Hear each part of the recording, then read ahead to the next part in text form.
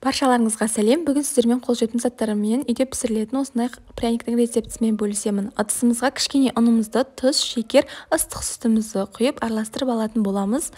Бөлек ыдысымызға ұнымыздың қалған бөлігін, қопсытқышымызды, жұмыртқа және сарыуызымызды, сұйық майымызды, алдыңғы араластырған қоспамызды қосып, жақсылап тұрып қамыр илеп аламыз. Жақсылап иленген қамырымызды екі бөлікке бөліп, орташа қалыңдықта жайып алатын боламыз. Және өздеріңіздің қалаған формаларыңыз бойынша кесіп шығамыз. Мен орташа көлемдегі кішкене осындай қалыпты, дөңгелек қалыпты пайдаландым. Және менде осы рецепт бойынша осы қалыппен кескенде 30 дана пряник шықты. Жақсылап пеште пісіріп алып, суытуға қойып қоямыз. Ол сойым дегенше сироп дайындаймыз. Отта ыдысымызды қойып, шекер мен суымызды қосып, жақсылап араластырамыз.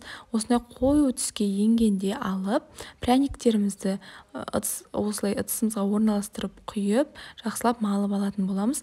Перчатка киіп жасағандарыңыз жөн. Жақсылап тұрып осылай аунатып алып, кептіруге қойып қоямыз кепкенше. Міндетті түрде пісіріп көріңіздер, және дәл осы рецептпен коржикті жасап істесеңіздер болады. Өте дәмді шығады. Маған қолдау білдіріп, қолдап кетуді ұмытпаңыз.